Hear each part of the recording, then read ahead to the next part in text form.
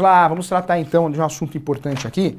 Nós falamos aqui, temos 36 espécies de usucapião, mas na prática não vamos usar essas espécies. Então seria um curso teórico, e não é esse o objetivo. Aqui é um curso rápido, mas focado na prática. Você precisa assistir esse curso em 2, 3 horas e ter condições de conversar com o cliente, de fazer instrumentos para regularizar essa área. Então esse é o objetivo do curso, não é aqui ficar enrolando, enchendo linguiça ou filosofando. Isso nós vamos fazer lá no mestrado, na pós-graduação. Aqui é um curso que você precisa assistir num dia, atender o cliente no outro e resolver, tá? Então esse é o objetivo aqui no nosso curso. Quero tratar com você de algumas espécies de usucapião teóricas, né? Chamadas de usucapiões doutrinários. São aquelas espécies que não são previstas em lei. Não tem artigo, não tem lei, mas são utilizados no dia a dia. Vamos tratar da primeira espécie, então. É o usucapião paroquial. Eu já tinha falado sobre isso. Todas essas espécies que eu vou falar agora são espécies doutrinárias, tá? Não aparece, não é previsto em lei ou artigo, no Código Civil, inclusive. Então, o usucapião paroquial é um usucapião que você vai fazer toda vez que você consiga provar que esse imóvel é de origem da Igreja Católica, ou ainda vinculada a instituições religiosas. Qual que é a prova que você tem que ter para usufruir desse usucapião? Tem que ter a certidão paroquial. Já falei aqui que se você for solicitando título anterior, você vai chegar nessa certidão paroquial. Certidão paroquial é o documento de registro, né? Então, cuidado, tá? Certidão paroquial para fazer esse usucapião. Qual que é a vantagem de fazer esse usucapião? Nenhuma. Ele é bem específico. Você tem que regularizar um imóvel que seja o autor da ação uma instituição religiosa. Então nem sempre vai aparecer esse cliente para você regularizar. E mesmo porque se aparecer, dependendo da posse que ele tem, você vai no usucapião mais fácil. Qual que é? Fala para mim, qual que é o mais fácil? O usucapião extraordinário. Tá? Então você não vai usufruir esse usucapião. Mas se por algum motivo você quiser usar essa espécie, o seu cliente, o autor, tem que ser o representante, tem que ser uma área vinculada a uma instituição religiosa. Pode ser um centro espírita, pode ser evangélica, pode ser católica, tá bom? Apesar da origem, né, se da Igreja Católica, é utilizada também para outras instituições reconhecidas, né? Porque o Brasil é laico, então o princípio da igualdade, ok? Legal. Próximo usucapião doutrinário, que você não acha em lei, não acha em artigo, é o de regularização documental, ou chamada de vício documental. Vamos dizer que você tem um cliente, esse cliente ele não tem o registro. Você vai checar, você vê que não consta o registro daquela propriedade em lugar nenhum. A saída é fazer o usucapião documental, ou usucapião de regularização documental.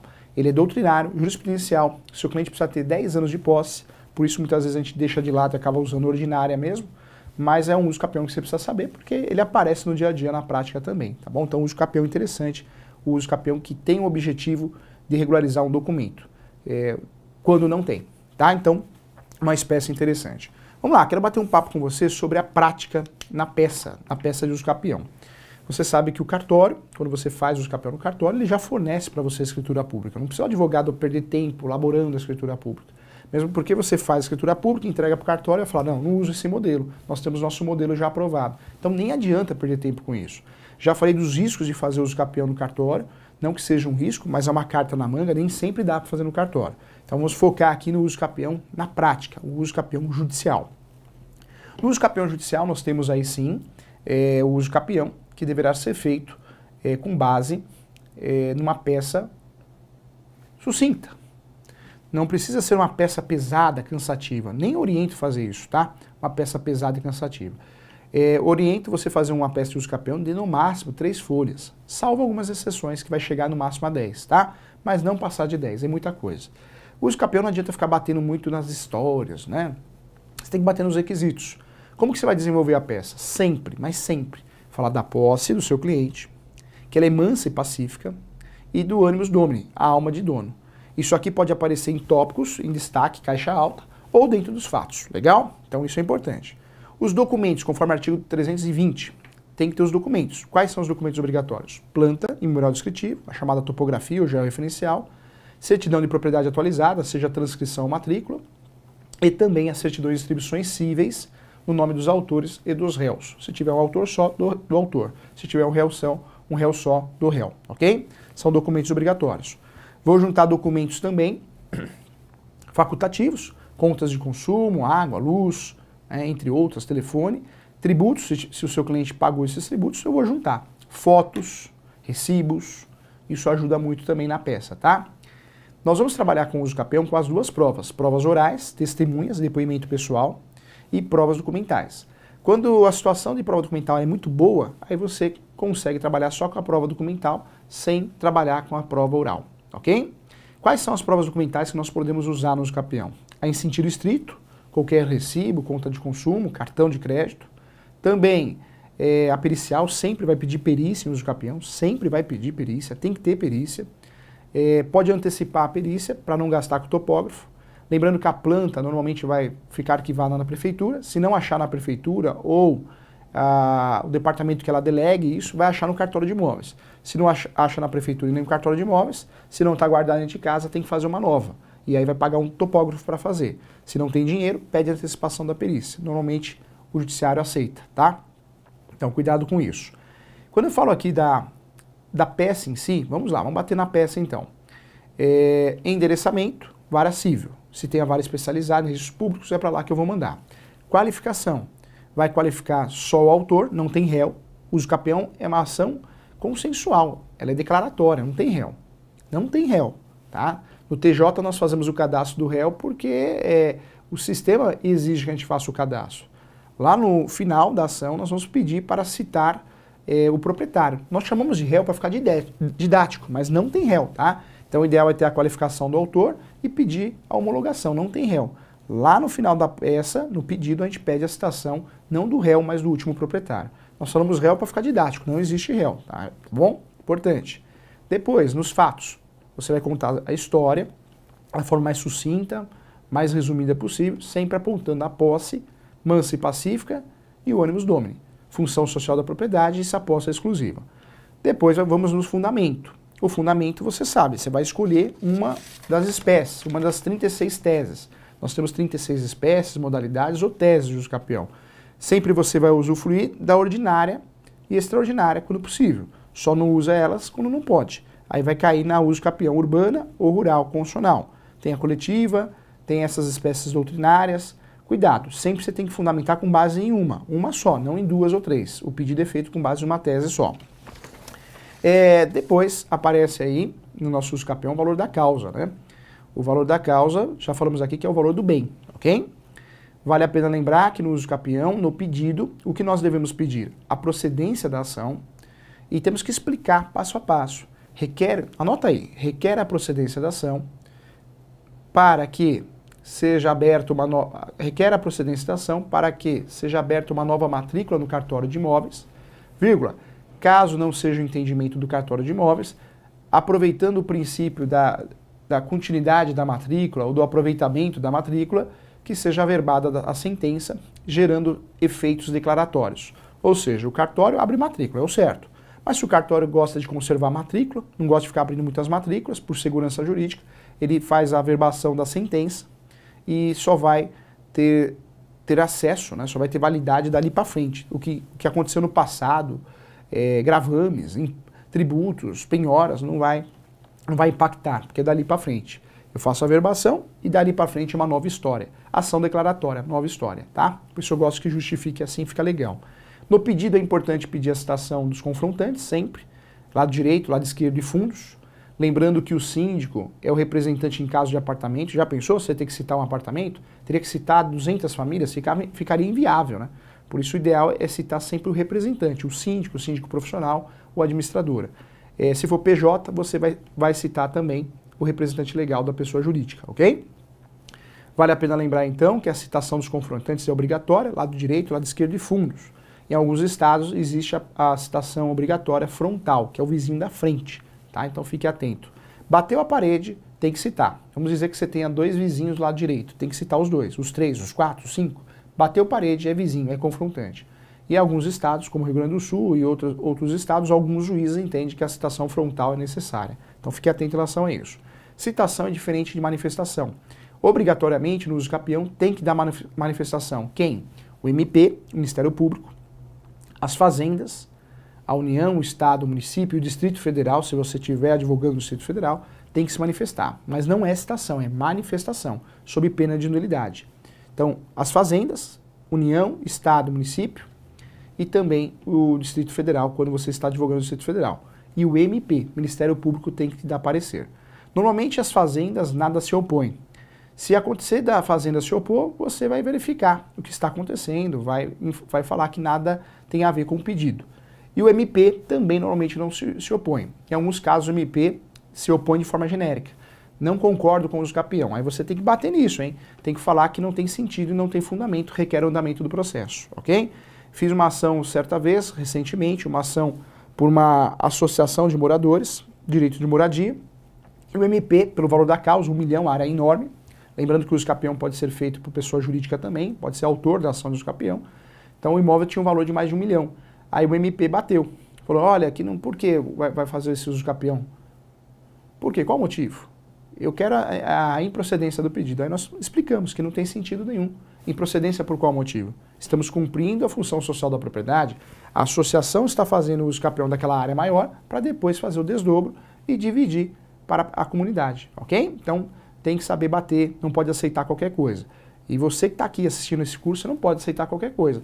Quando você distribui a ação de uso capião, a primeira coisa que vem é um despacho dizendo por que você não leva para o cartório. Você não é bobo, você não vai acreditar nisso, você vai conduzir no judicial, tá? Então para com isso, não fique achando que juiz não erra, né? O juiz não erra, delegado não erra, todo mundo erra nessa história, todo mundo é ser humano e erra muito, hein? Então para com isso, para de se desvalorizar. É importante também mencionar que na ação de uso capião tem que requerer a perícia sempre e a juntada dos documentos. Eu gosto muito de pedir prazo suplementar. Por que prazo suplementar? Porque muitas vezes o cliente, né, demora para entregar os documentos, então eu já peço prazo suplementar para a juntada. Pelo menos eu trabalho assim. Outra dica que eu dou para você pode pedir a justiça gratuita, claro que pode. No uso capião você pode pedir e pode ter os benefícios da justiça gratuita conforme artigo 1050 e também artigo 98 do Código de Processo Civil. Então é perfeitamente possível pedir a justiça gratuita e ganhar, ok? Então, tranquilamente. Outro detalhe importante também, cabe tutela antecipada? Não cabe, né? É incompatível, uma ação declaratória. O juiz antecipa aí o meu registro, depois decide no final. Isso não existe. Então fica atento em relação a isso também. Queria falar com você então, nós já falamos aqui, mas do uso capião extrajudicial. O extrajudicial é feito através da escritura pública e depois é registrado.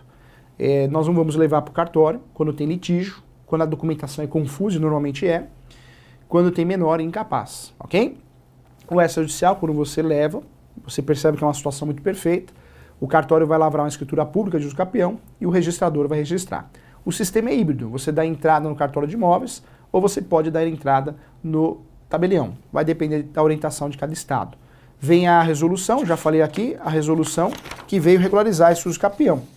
É a resolução do Conselho Nacional de Justiça, né? Eu falo resolução, mas na verdade é um provimento, 65 de 2017, ok? Lembra você... Opa, engasguei agora, hein? Também falando muito, né? É engraçado que a aula presencial, porque esse curso, quando eu dou presencial, demora 6 horas, 9 horas, 3 dias normalmente, porque tem muitas perguntas, né? Muitas perguntas. Então, queira ou não queira, a gente acaba explicando, às vezes o aluno tem uma dúvida de processo civil, direito civil, a gente tem que entrar nesse mérito, tem que voltar lá atrás. O curso online, ele é mais rápido, né? Por isso a gente consegue desenvolver ele em 3, 4, 5 horas, porque ele é mais rápido. Não tem perguntas, então, ou seja, é direto.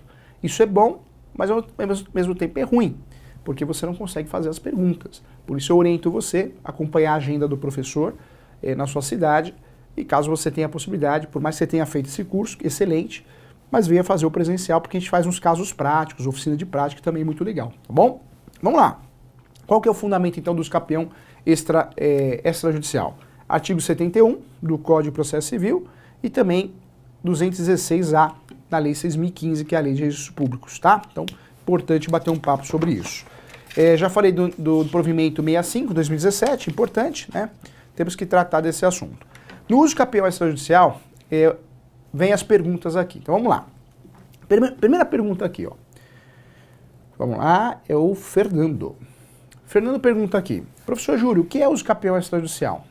O uso capião extrajudicial, Fernando, é a modalidade, o procedimento que você faz no cartório, assim como a separação, assim como o divórcio, assim como o inventário. Só que no divórcio e no inventário, pegou, resolveu. Aqui no uso capião, muitas vezes você faz lá e não consegue registrar, ou vem uma ação de nulidade. Então existe um risco maior aqui sim. Ah, professor, mas não é isso que o cartório fala. Lógico que não. Se eu sou cartorário, eu quero vender meu serviço. Acorda, tá? Aqui eu falo a realidade, aqui a visão do advogado que atua na área. Quais são os documentos necessários? Todos aqueles documentos necessários na ação judicial são os necessários aqui também, os mesmos. Quando é possível optar pela via extrajudicial? Quando não tem litígio, não tem capaz, não tem menor e não tem confusão. Tem documentos, tem que ser algo meio pronto. Se é uma situação que você tem que provar oralmente, é melhor fazer no judiciário. O procedimento de usucapião extrajudicial no cartório é feito somente no cartório de imóveis? Não, tem que ter a participação do tabelião. O tabelião faz escritura pública, o cartório de imóveis registra. A pergunta é, vantagens de obter pela via extrajudicial? Seria a celeridade. Mas não adianta dar celeridade lá e depois vir a ação de nulidade. Tem que analisar o caso concreto. Tem que ter a presença do advogado obrigatória? Sim, para assinar a escritura pública. Em relação ao silêncio ou discordância dos confrontantes, a resolução resolveu isso, né? No passado, o silêncio não daria para andar com o usucapião extrajudicial. Agora o silêncio pode andar com o usucapião extrajudicial. Foi a grande mudança desse provimento 65. Vamos lá. Momento do mercado imobiliário, permite esse usucapião? Permite, né? O novo CPC, claro que nós podemos usar esse usucapião, lembrando que é para um caso perfeito. Loteamentos regulares, podemos fazer esse usucapião? Sim, se tem documento, pode fazer também. Tá? Então, muitas dicas importantes aqui. Queria falar com você sobre direito registral. Regularização de imóveis tem tudo a ver com direito registral. Quando eu falo de direito registral, tem que ler a Lei 6.015. Esse curso aqui é um curso que vai abrir a tua cabeça em relação à regularização de imóveis, mas tem um material complementar. Faça a leitura da Lei 6.015, está aí no material anexo. Faça a leitura da Lei 8.245, é importante também. E a leitura do Código Civil de alguns artigos específicos que eu vou mandar para você. Tem um materialzinho caprichado que chama Kit Imobiliário para te ajudar, tá? Direito registral, então é cartório, é o direito do cartório. Lembrando que é o direito previsto, sim, nos cartórios, com base na Lei 6.015 e nas normas da corregedoria. Eu espero você no próximo bloco. Até!